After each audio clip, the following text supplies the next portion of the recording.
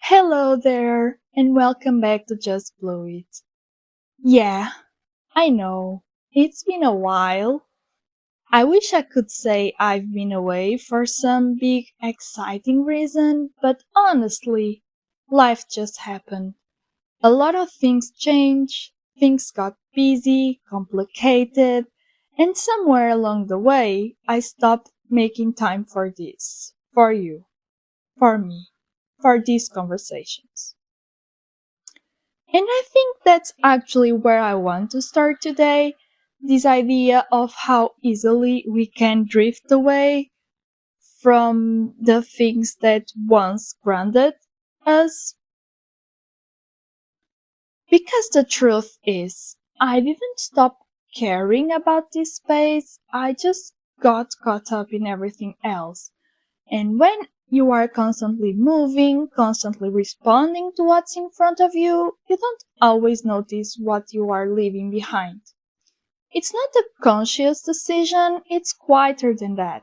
It's more like a slow fading. And part of that, everything else, is this.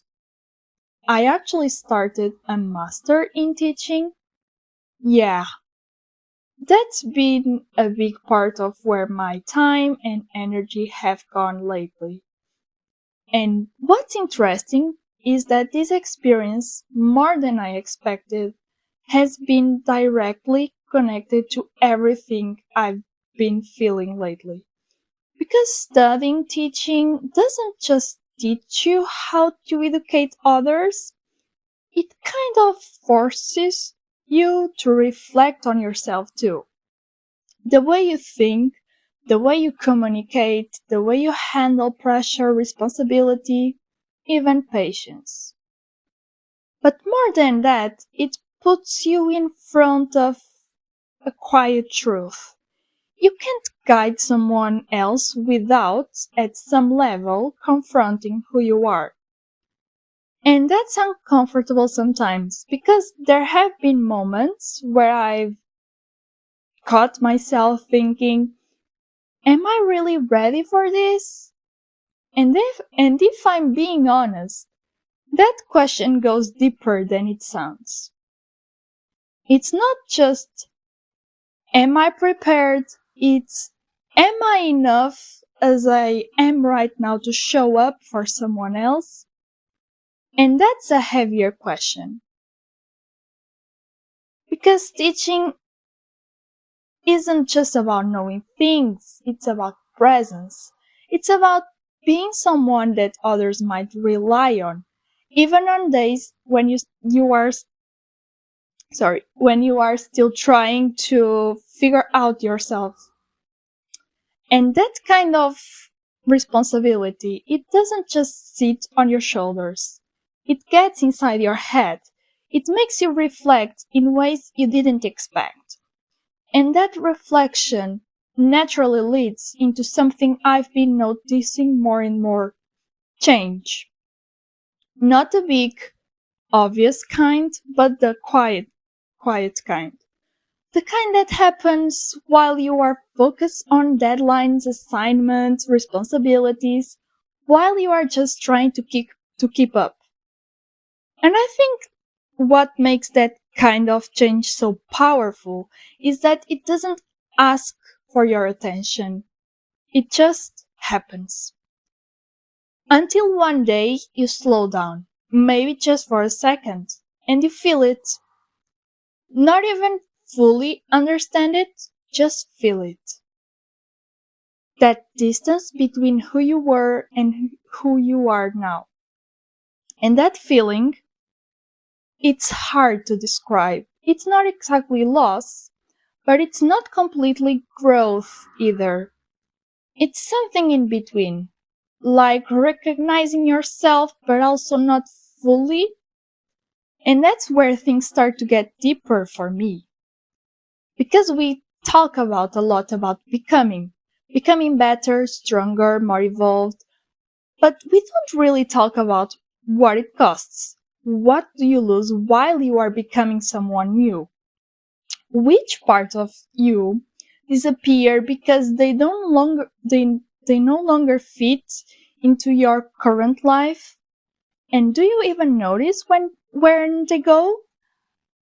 I've been thinking about that a lot because I don't think everything we lose is meant to be lost forever. Some things fade because they need to, but some things fade simply because we stop paying attention. And that realization is uncomfortable because it means that sometimes losing parts of yourself isn't inevitable, it's accidental, and that's where my question comes in again. When life changes you, sorry again, how do you know what parts of yourself to hold on to? Now, this is where teaching comes back into the picture again. Because when you are learning how to guide others, you start realizing how much you are still guiding yourself. It's like being both the student and the teacher at the same time. But the deeper part of that is this. You start seeing how fragile people are, how complex, how much they carry without saying it out loud. And then you realize you are not that different. You start recognizing your own uncertainties in other people, your own questions, your own doubts. And instead of feeling like you need to hide that, you start wondering if maybe that's exactly what makes you capable of understanding others in the first place. And maybe that's not a weakness. Maybe that's where empathy comes from. And that connects to something else I've been noticing lately as well. The way being busy can disconnect you from yourself. Because when your life is constantly moving, when you are going from one responsibility to the next, you don't always stop to process what's changing inside you. You just adapt. And adapting is useful, but it can also be dangerous in a way. Because if you adapt long enough without reflecting, you can end up living a version of your life that you never consciously chose. You just arrived there. And that thought, that possibility is what made me stop. It's what made me come back here. Because I think this space was always my way of resisting that. A way of checking in. Of asking myself, is this still me? And that question doesn't always have a clear answer. Sometimes the answer is, I don't know anymore. But even that is important because it means you are paying attention. And maybe that's all of this comes down to. Not having everything figured out, not being completely sure of who you are at every moment, but being aware enough to notice when something is shifting, to notice what feels right, what feels off, what feels like you, and what doesn't. Because sometimes growth isn't about adding more, sometimes it's about pausing long enough to recognize what's already there and deciding what's worth keeping. So yeah, I'm still in that in-between space, still learning, still unlearning, still trying to understand what this version of me looks like. But maybe now I'm not trying to rush out of it as it much. Maybe I'm trying to sit in a little longer, listen a little more, notice a little more, and maybe that's enough for now. So, if you are listening to this and you feel like you've been changing too, without really realizing how or why, maybe that take a moment. Not to fix anything, not to have answers, just to be honest with yourself. Because sometimes that's where everything starts. And honestly, I think that's what this podcast is for me right now.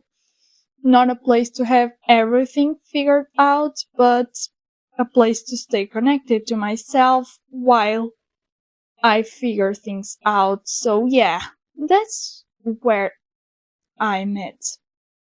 And if you are still here listening to all of everything that is in my mind that might be confusing, puzzling, whatever, thank you for being here, for staying, for coming back. It really does mean a lot. So I will try to show up more. So I will talk to you soon. Bye.